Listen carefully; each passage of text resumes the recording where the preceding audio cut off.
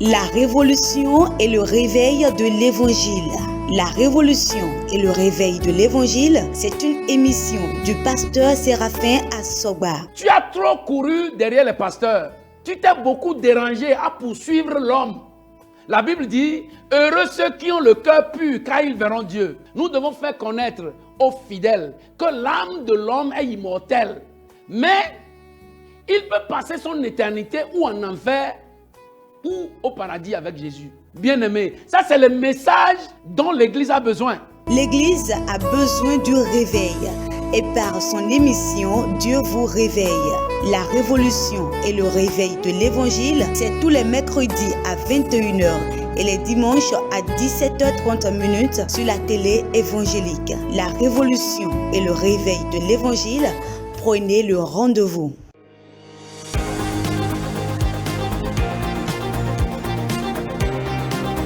Bien-aimé, tu es béni au nom de Jésus. Amen. Encore une fois, très heureux de nous savoir nombreux à suivre cette émission. La révolution et le réveil de l'Évangile. Bien-aimé, je sais que le temps que tu passes à suivre cette émission ne sera jamais un temps perdu.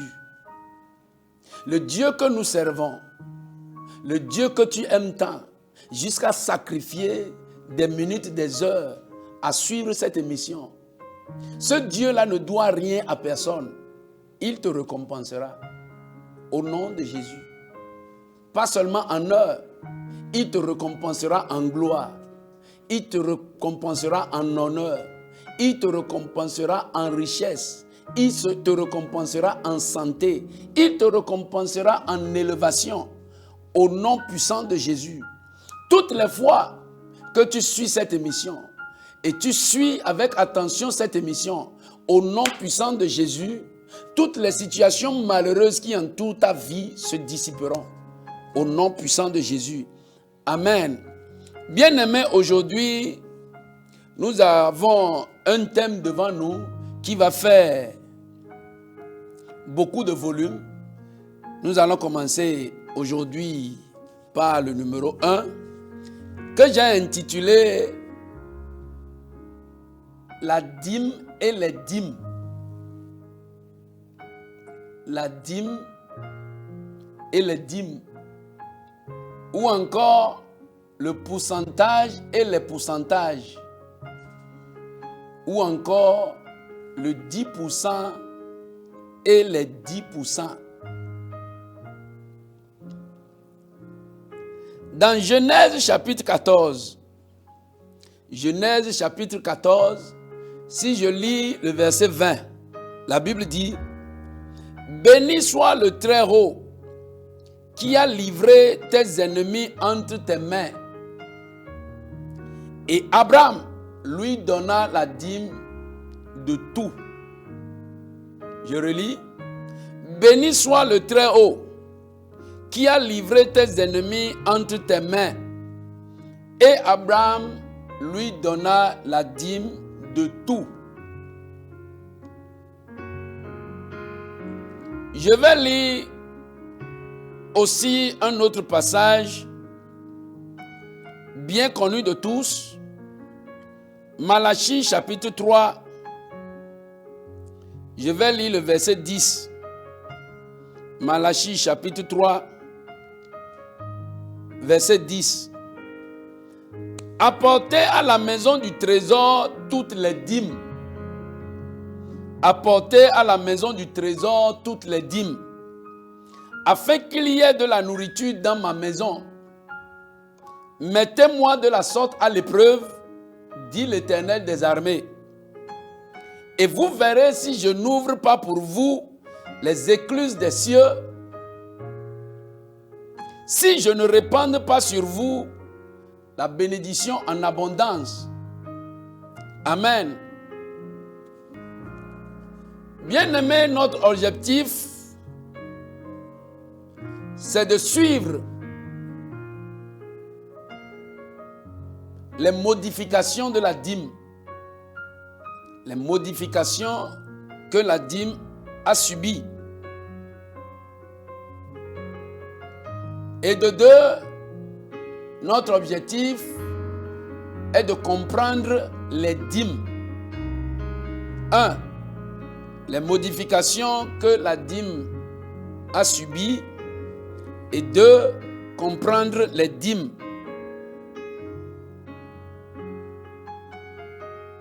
Bien-aimé, je vais commencer par dire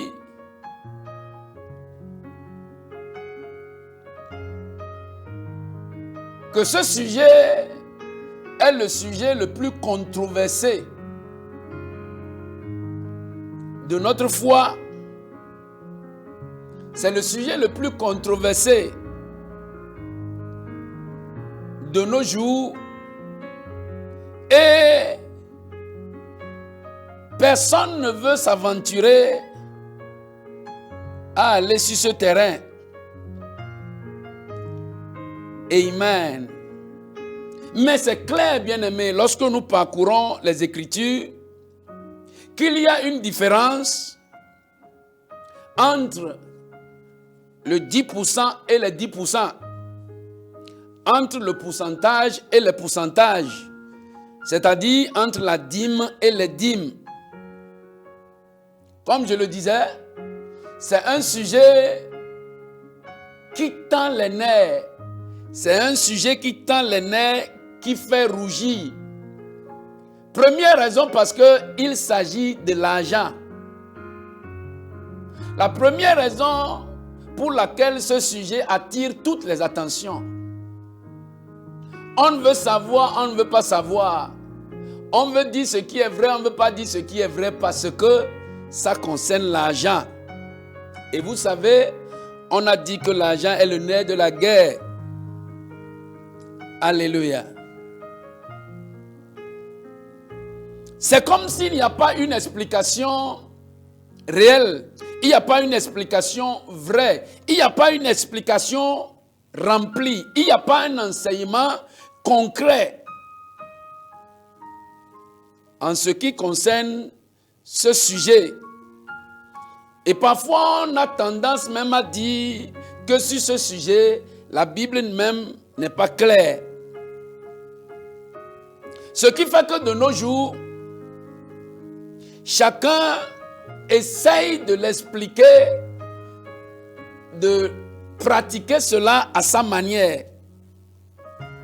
À sa manière, chacun essaye de l'expliquer et de mettre ça en pratique à sa manière. Et ça va d'une église à une autre, d'une dénomination à une autre, d'une association à une autre. L'enseignement sur la dîme est devenu très difficile de nos jours. L'enseignement sur la dîme est devenu très difficile de nos jours. Bien-aimé, suis seulement et ne rate pas ces enseignements. Tu vas comprendre une fois pour de bon. Tu seras éclairé une fois pour de bon. Tu auras la vérité une fois pour de bon. Nous allons voir ici comment la dîme a évolué. Les modifications qu'elle a subies. Nous allons beaucoup lire pour comprendre. Et comme je le dis toujours, faisons comme les chrétiens de Béret, qui avaient leur Bible ouverte et qui suivaient ce que les apôtres leur disaient. Et vous savez, la première mention de la dîme dans la Bible se trouve dans Genèse 14 où on a lu. Et comme nous allons beaucoup lire pour comprendre, parce que la Bible s'explique par elle-même. Si vous voulez comprendre la Bible, prenez la Bible. Si vous voulez comprendre la parole de Dieu, Prenez la parole de Dieu. Bien-aimés, nous allons lire Genèse chapitre 14 à partir du premier verset. Prends ta Bible et ouvre ta Bible. Je t'ai dit, c'est des séries d'enseignements qui vont nous permettre d'aboutir à la réalité, à la finalité de la dîme. Et ensemble, toi et moi, nous allons tirer une conclusion. Même toi-même, avant même ma conclusion, tu vas déjà tirer la conclusion. Et c'est là où le Seigneur nous amène. Pour finir une fois de bon avec cette affaire. Tu sais, nous sommes sur l'émission La révolution et le réveil de l'évangile. Bien-aimés, si ce n'est pas la vérité, on ne dira pas ça ici. Amen. Genèse chapitre 14, à partir du verset 1. La Bible dit, dans le temps d'Amraphel, roi de Sinéar, d'Ajok, roi de Lassar, de Kedolamer, roi d'Elam, et de Tidéal, roi de Gojim. Il arriva qu'il fit la guerre à Béra, roi de Sodome, à Birsha, roi de Gomorre, à Sénéab, roi d'Adma, à Shméber, roi de Stéboïm, et au roi de Béla, qui est Soar.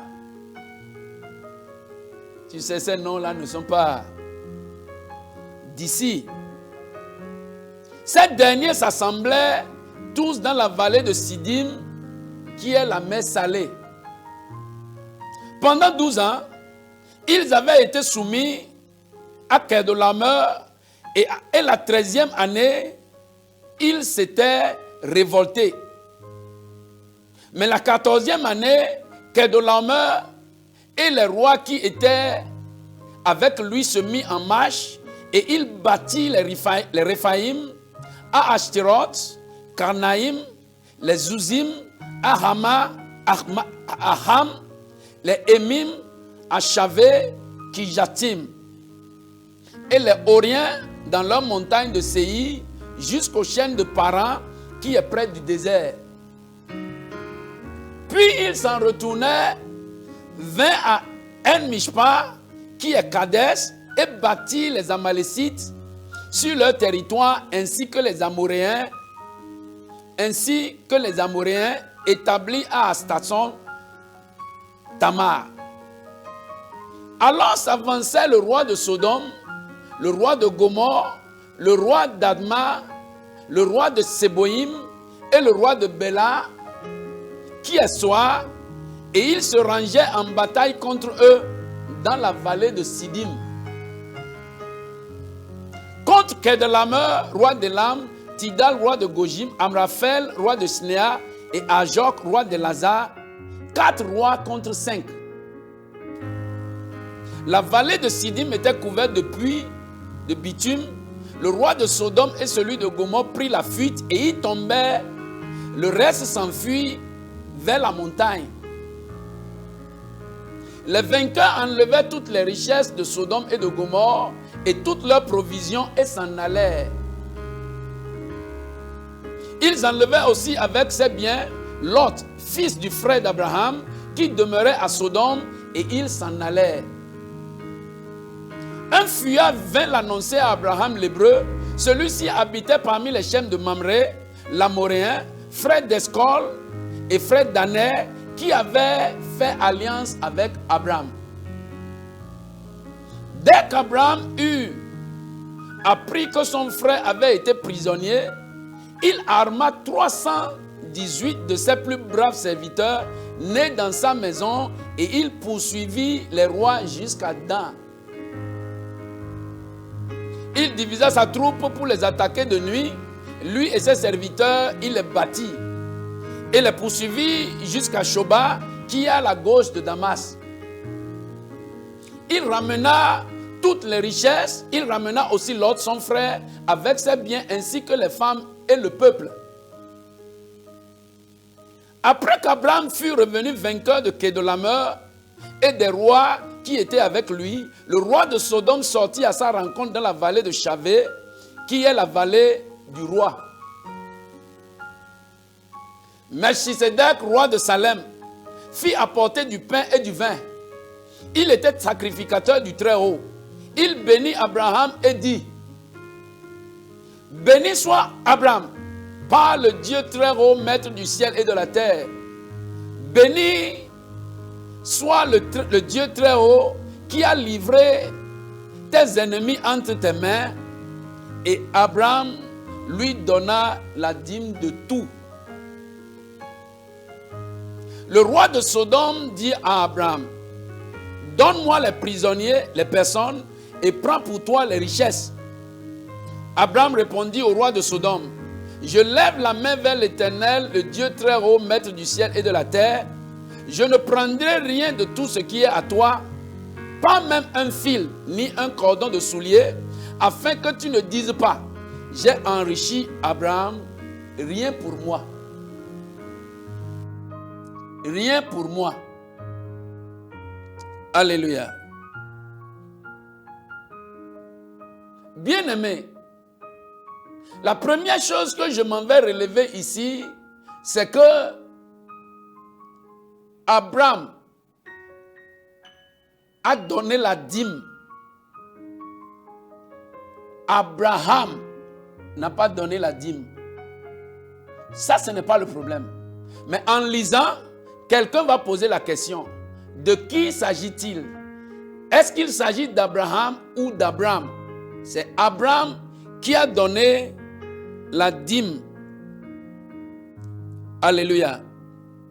Et la dîme qu'Abraham a donnée, si nous suivons bien à partir du verset 18, vous allez voir.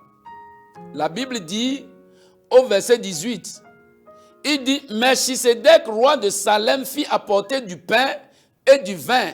Il était sacrificateur du Dieu Très-Haut. Il bénit Abraham et dit: béni soit Abraham par le Dieu Très-Haut, maître du ciel et de la terre. Béni soit le Dieu Très-Haut qui a livré tes ennemis entre tes mains. Et Abraham lui donna la dîme de tout. Bien-aimé, nous sommes en train de parler de la dîme et de son évolution sur cette émission, la révolution et le réveil de l'évangile. La dîme a été donnée. La dîme a été donnée pour la première fois comme étant un signe de gratitude. Un signe de gratitude. Après avoir passé des jours, des semaines, des mois au front, Abraham est revenu avec les prisonniers, avec tout ce qu'on a pris dans les villes combattues. Il est revenu avec Lot, le fils de son frère, ses richesses. Il est revenu avec tout. Souvenez-vous que c'est une guerre qui a dévalisé les pays du roi de Sodome, de Gomorrhe, 4 pays.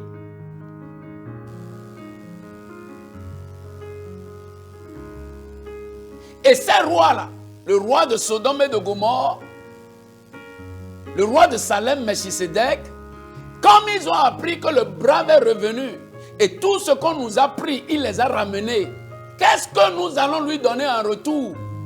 Il est allé au front, il a peut-être faim. Chacun est venu, dit merci à Abraham, et Melchisedec lui a apporté le pain, le vin, et l'a béni. Abraham, ne pouvant pas se contenir, avec un bon cœur, a jugé bon de donner quelque chose à celui qui lui a pourvu la nourriture et lui a donné la bénédiction.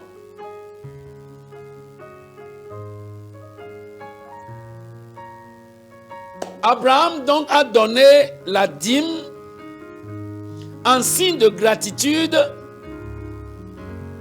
en échange de la nourriture et de la bénédiction reçue de Melchisedec. C'est un remerciement.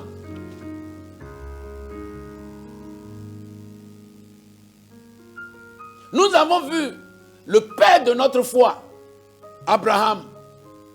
Il a posé un bon pas qui est parti de lui et qui a commencé par subir des modifications. La première modification que la dîme a subie se trouve dans Genèse chapitre 28. Genèse chapitre 28. Je prends le temps parce que je veux bien que nous suivons ça religieusement. Nous allons suivre ça religieusement avec méditation. Chacun va comprendre. C'est notre Bible, c'est notre royaume, c'est nous qui devons comprendre tout dans ce royaume. Il n'y a rien qu'on va demander à un enfant de Dieu qui va dire « je ne comprends pas ». C'est assez avec cette affaire de dîme. Comprenons-nous tous. Prends ta Bible et suivons. Genèse 28, à partir du verset 20.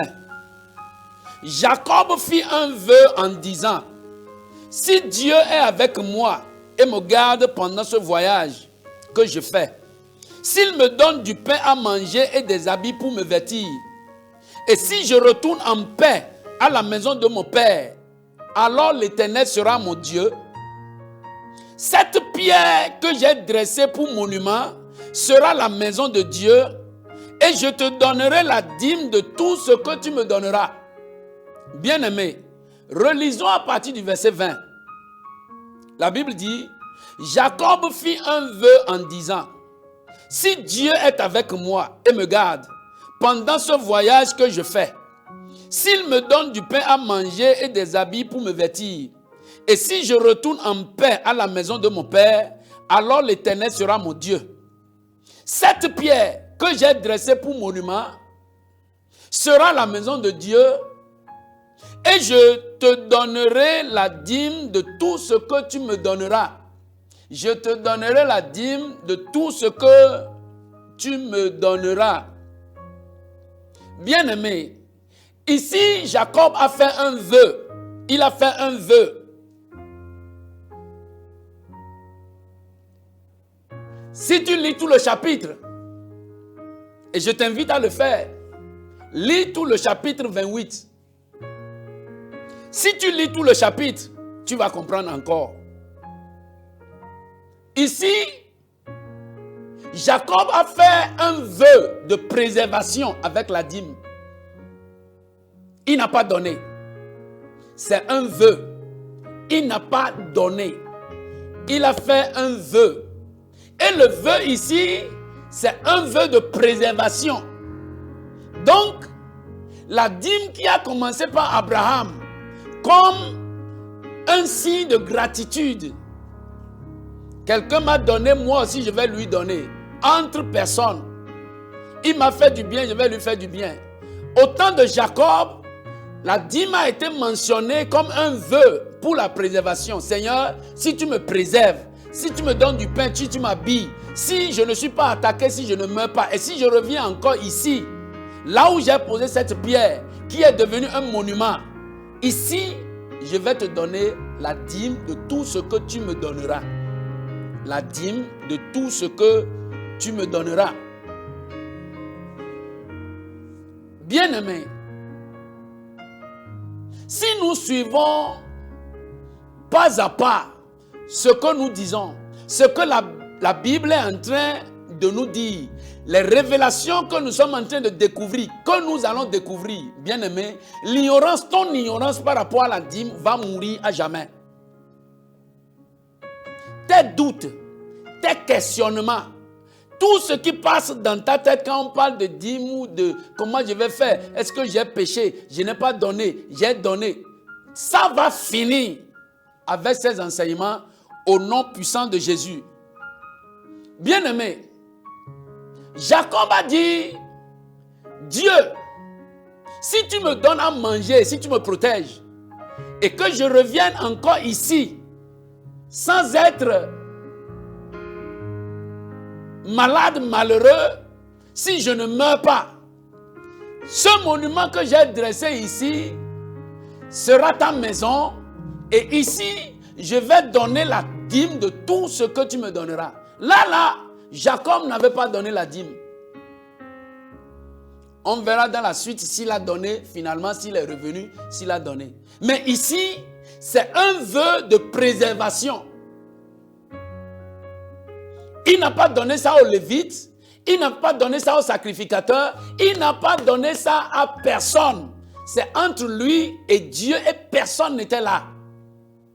Au temps d'Abraham, il avait Melchisédek, il voyait Melchisédek et Melchisédek le voyait. L'échange a eu lieu entre eux. Ici, personne n'était ici, il y avait Jacob seul qui parlait avec un Dieu qu'il ne voyait pas. Alléluia. Deuxième modification que la dîme a subie depuis sa pratique après Abraham. Deuxième modification. La Bible dit dans Lévitique, chapitre 27, Lévitique 27, je lis à partir du verset 30. Lévitique 27, je lis le verset 30. La Bible dit, toute dîme de la terre, soit des récoltes de la terre, soit du fruit des arbres, appartient à l'Éternel. C'est une chose consacrée à l'Éternel. Reprends. Lévitique chapitre 27, verset 30. Toute dîme de la terre, soit des récoltes de la terre, soit du fruit des arbres, appartient à l'Éternel. C'est une chose consacrée à l'Éternel. Bien-aimé, la deuxième modification que la dîme a subie ici, la dîme a été adoptée par Dieu. Alléluia. Oui, la dîme a été reconnue, adoptée, instituée par Dieu.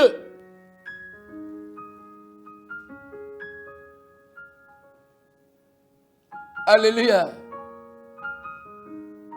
Abraham a institué, il a commencé, il a donné. On a vu Jacob qui a pris la même manière d'une autre manière comme un vœu de préservation. Et ici, Dieu le Créateur a adopté la dîme. C'est devenu un don sacré. C'est devenu quelque chose sur lequel Dieu met ses yeux. Bien-aimés, la dîme a subi beaucoup de modifications. La dîme a subi beaucoup de modifications. Si je vais te mettre un avant-goût, je vais te dire, la dîme a subi jusqu'à plus de 10 modifications. La dîme a subi plus de 10 modifications. Et si tu es sur l'émission, la révolution et le réveil de l'évangile, bien-aimé, les jours qui sont devant toi sont très bénis, sont très éveillés. Surtout comme nous allons vers la fin de l'année. Peut-être toi, tu as déjà fait le vœu de donner toute ta dîme. Peut-être tu as fait le vœu de ne plus donner. Bien-aimé, nous sommes dans un moment de révolution et de réveil de l'évangile. Et tu sauras, et tu seras éclairé sur ce sujet. Une fois pour de bon, au nom puissant de Jésus. Bien-aimé, encore une fois, je te bénis parce que tu as sacrifié le temps pour suivre ton émission. C'est ton émission, la révolution et le réveil de l'évangile. Tu es béni au nom puissant de Jésus. Je prie avec toi au nom puissant de Jésus. À partir d'aujourd'hui, tu payais la dîme, tu ne payais pas ça bien. Tu ne payais pas la dîme. À partir d'aujourd'hui, l'Éternel touchera ton cœur. Au nom de Jésus. Tu verras clairement ce dont il s'agit et tu prendras une décision qui glorifiera le Seigneur. Merci bien-aimé, tu es béni. Au nom puissant de Jésus. À la prochaine, sur ce thème, la dîme et les dîmes. Tu es béni. Au nom de Jésus. Amen. La révolution et le réveil de l'évangile. La révolution et le réveil de l'évangile, c'est une émission du pasteur Séraphin Assoba. Tu as trop couru derrière les pasteurs. Tu t'es beaucoup dérangé à poursuivre l'homme. La Bible dit, heureux ceux qui ont le cœur pur, car ils verront Dieu. Nous devons faire connaître aux fidèles que l'âme de l'homme est immortelle. Mais il peut passer son éternité ou en enfer ou au paradis avec Jésus. Bien-aimé, ça c'est le message dont l'Église a besoin. L'Église a besoin du réveil. Et par son émission, Dieu vous réveille. La révolution et le réveil de l'évangile, c'est tous les mercredis à 21h et les dimanches à 17h30 sur la télé évangélique. La révolution et le réveil de l'évangile, prenez le rendez-vous.